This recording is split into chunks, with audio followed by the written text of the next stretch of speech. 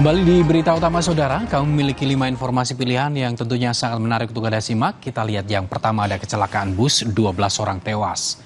Saudara, 12 orang tewas dalam kecelakaan bus ALS dari Medan tujuan Bekasi di Kota Padang Panjang, Sumatera Barat. Polisi masih belum memeriksa sopir dan kondektur karena keduanya masih menjalani perawatan intensif.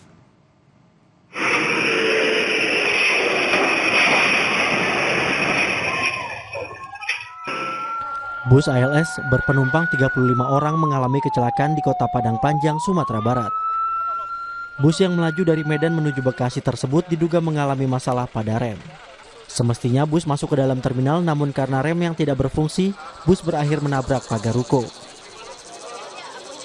Jembatan tadi di layang itu, Iya. baru menurun, udah terasa. Makanya jembatan lah. Itu laju busnya atau gimana tadi itu? Terus kalau karena tahan apa itu, sumbernya itu terus ke bawah terus. Ya, ada apa sopirnya memperingatkan penumpang kalau busnya bermasalah tadi itu, Pak? Nggak ada. Nggak ada. Mulai berangkat dari Borong aman ya. Aman. Akibat kecelakaan setidaknya 12 penumpang bus tewas, sementara sejumlah penumpang lainnya terluka. Badan bus yang cukup berat dan keterbatasan alat membuat petugas mesti berjibaku memotong badan bus untuk menyelamatkan korban. Sementara itu, Kapolda Sumatera Barat Irjen Gatotri Suryanta memastikan selain korban tewas, 23 penumpang kini menjalani perawatan.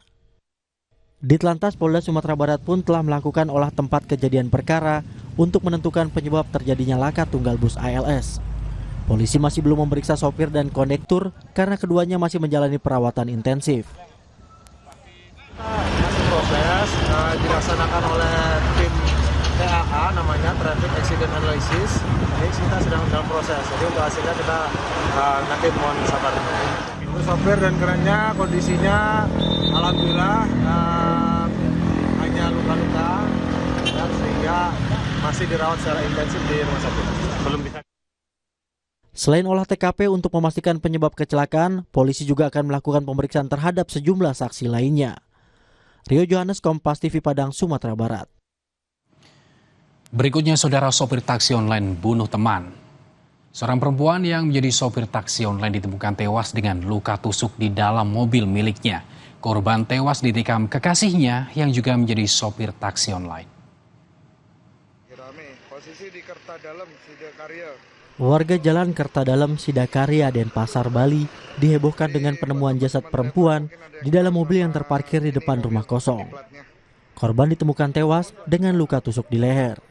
Polisi yang melakukan penyelidikan berhasil menangkap pelaku yang tak lain adalah kekasih korban. Usai membunuh korban, pelaku melarikan diri ke Sragen, Jawa Tengah dengan membawa 2 handphone milik korban. Pelaku dan korban telah berpacaran selama 1,5 tahun dan sama-sama menjadi sopir taksi online. Pelaku mengaku sakit hati karena dicap sebagai pria yang tidak bermodal dan hanya memanfaatkan korban dalam sebuah grup pesan singkat. Sakit hati di situ dia, karena itu kan udah dimaki di depan umum. Padahal mereka ini ada hubungan asmara, pacaran. Pembunuhannya di luar, di Gogong. Di Gogong itu di jalan, di lahan kosong. Jadi korban ini dibawa sama pelaku, dibawa di sana baru dieksekusi di sana. Eksekusinya di mobil? Eksekusinya di mobil. Pelaku telah merencanakan aksi jahatnya dengan menyiapkan sebilah pisau saat jalan bersama korban.